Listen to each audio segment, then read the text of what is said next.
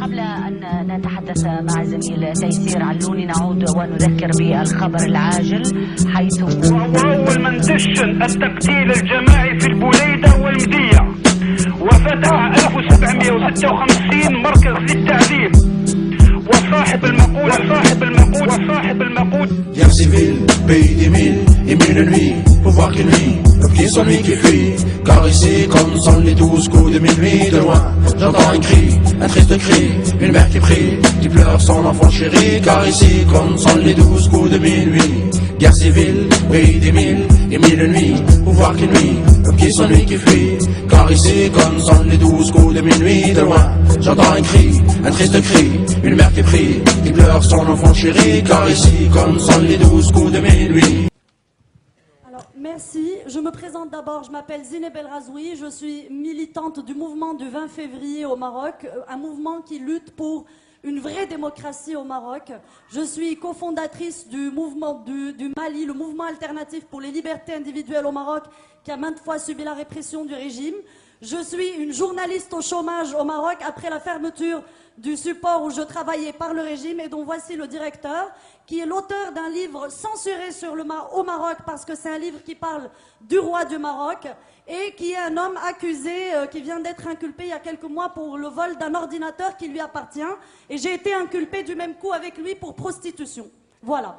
Donc ça, c'est juste pour me présenter. Excusez-moi, je suis très en colère parce que sur ce panel, je vois des personnes de la société civile de différents pays, des gens qui viennent parler de révolution. Sauf pour le Maroc où on a affaire à un conseiller de Mohamed VI qui vient parler de la révolution du Maroc.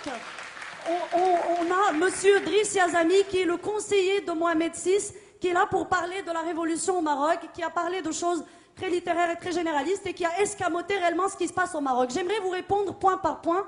Je ne veux pas être très long. Guerre civile, pays des mille et mille nuits, pour voir qu'une nuit, le petit sont lui qui fuit, car ici, comme sonnent les 12 coups de minuit, de loin, j'entends un cri, un triste cri, une mère qui prie, qui pleure son enfant chéri, car ici, comme sonnent les 12 coups de minuit, guerre civile, pays des mille et mille nuits, pour voir qu'une nuit, le petit sont lui qui fuit, car ici, comme sonnent les 12 coups de minuit, de loin, j'entends un cri, un triste cri, une mère qui prie, qui pleure son enfant chéri, car ici, comme sonnent les 12 coups de... Vous avez parlé... Merci de ne pas être très longue. Oui, je ferai de mon mieux. Vous avez parlé... Vous avez parlé de la transition qui aurait commencé au Maroc depuis 99, depuis l'avènement de Mohamed VI. En 99, au Maroc, on nous a dit maintenant Hassan II est mort, vous êtes en démocratie. Et c'est ceci la doctrine officielle de l'État marocain. Vous avez parlé de l'instance équité et réconciliation au sein de laquelle vous avez siégé. Le rapport général de cette instance n'a jamais intégralement été rendu public. Les passages sur Ben Barka et les fausses publiques n'ont jamais été rendus publics. Par ailleurs, les recommandations de l'instance équité et réconciliation, aucune de ces recommandations n'est jamais entrée en vigueur.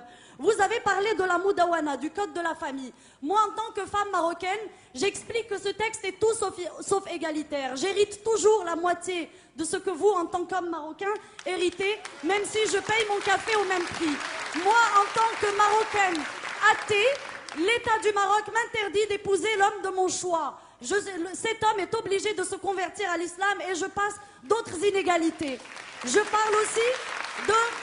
Vous avez aussi parlé d'un pas qui serait remarquable selon vous, qui est l'instance contre la corruption. Je précise que Transparency International, leur remise de prix cette année a été interdite par le régime marocain 3 fois de suite. Le remise de prix devait être donnée au militant Chakib El-Khiyari qui était condamné à 3 ans de prison au Maroc pour avoir dénoncé la corruption. Vous-même, monsieur Yazami, vous, depuis le début du mouvement du 20 février, notre mouvement a été traité par l'État marocain. Je passe les tabassages, je passe tous ceux qui ont été dans le coma, je passe les morts. Et là, je rappelle Kamal Ammari, mort, assassiné par le régime à Asfi. Nous avons eu à peu près 13 immolations par le feu au Maroc. La dernière date de la semaine dernière. Monsieur le jeune Hamid Kanouni, 30 ans, immolé par le feu le 7 août à Berkane, décédé le 9 août. Fadwa Al-Aroui, immolé par le feu à Souk Sebt le 21 février, décédé le 23 février, victime de sa condition de mère célibataire, traitée de pute par le Mokadem de la ville parce qu'elle est mère célibataire et qui s'est immolée publiquement par le feu. Il existe une vidéo de 3 minutes de sa mort qui est juste insupportable. Où étiez-vous en tant que turiféraire des droits de l'homme à ce moment-là?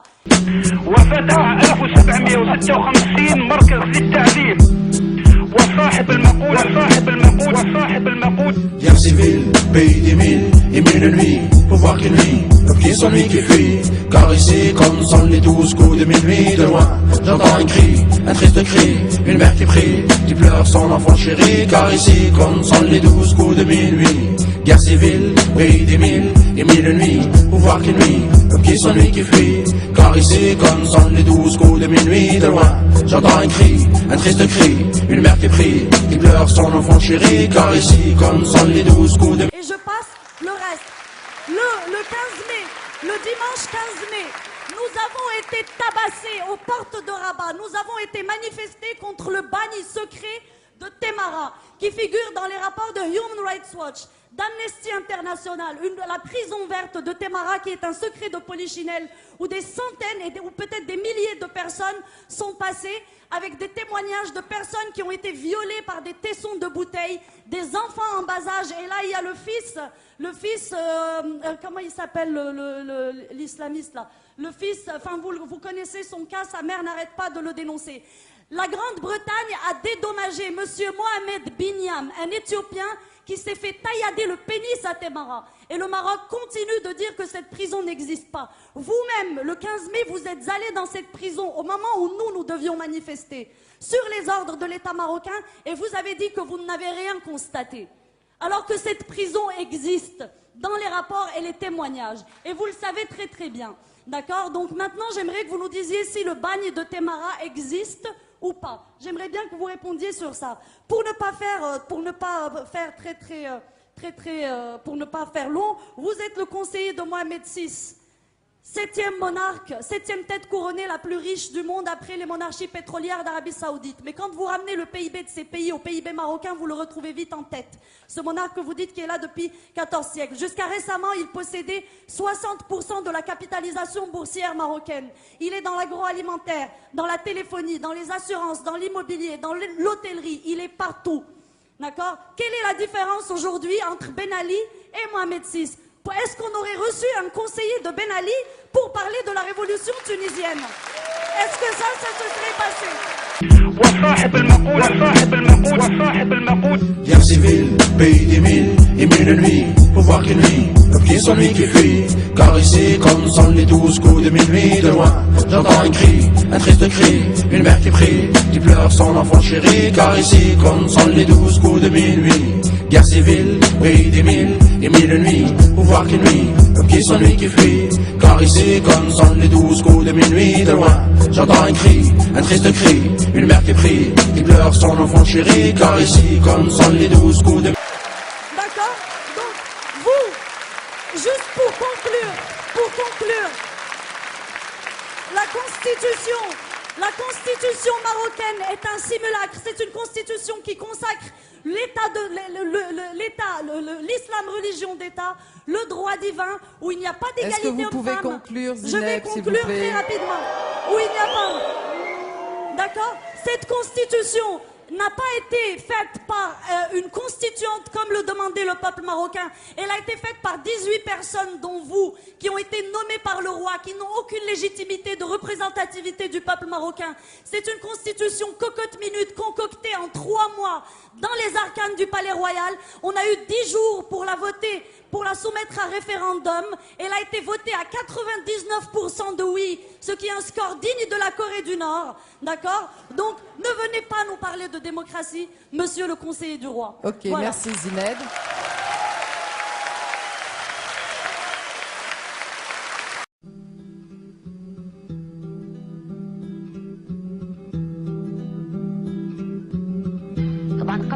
قبل أن نتحدث مع زميل تيسير علوني نعود ونذكر بالخبر العاجل حيث وأول من دشن التقتيل الجماعي في البوليدة والمدية وفتح 1756 مركز للتعذيب وصاحب المقود وصاحب المقود وصاحب المقود. Guerre civile, pays des mille et mille nuits, pouvoir qui nuit, le petit sans lui qui fuit.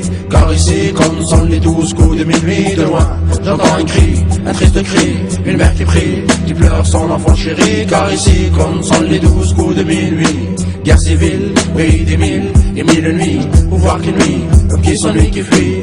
Car ici, comme sonnent les 12 coups de minuit, de loin, j'entends un cri, un triste cri, une mère qui prie, qui pleure son enfant chéri. Car ici, comme sonnent les 12 coups de...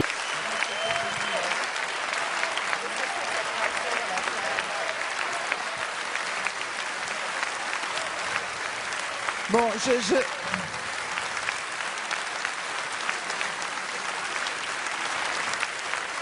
Non mais écoutez, moi j'adore les ambiances chaudes.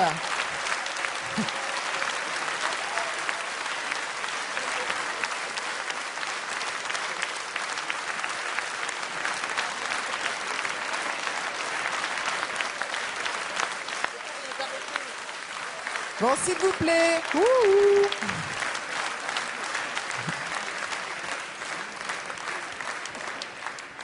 Bon voilà, moi j'aime bien les ambiances chaudes et les discours enflammés, mais je me dois, parce que je me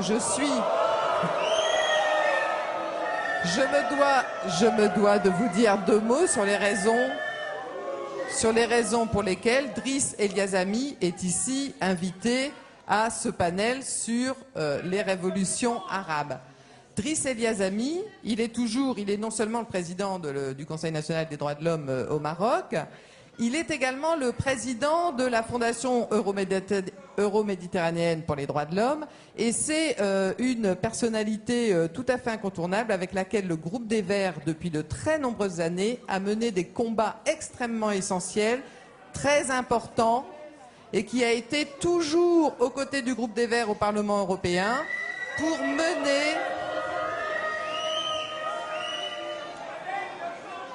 mener notre travail de défendre les droits de l'homme et la démocratie au Maroc. Il est également... Mais enfin, moi je ne crois pas, je ne pense pas que l'opération de lynchage public d'une personne qui est estimable relève d'un débat démocratique et soit une preuve de maturité politique. Alors maintenant...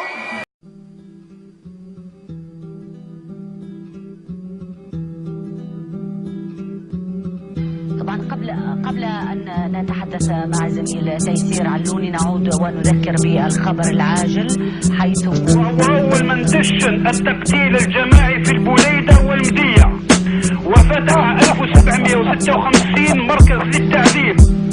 وصاحب المقود وصاحب المقود وصاحب المقود. Guerre civile, pays des mille et mille nuits, pouvoir qui nuit, le petit sans lui qui fuit. Car ici, comme sonnent les 12 coups de minuit, de loin, j'entends un cri, un triste cri, une mère qui prie, qui pleure son enfant chéri. Car ici, comme sonnent les 12 coups de minuit, guerre civile, pays des mille et mille nuits, pouvoir qui nuit, le petit sans lui qui fuit.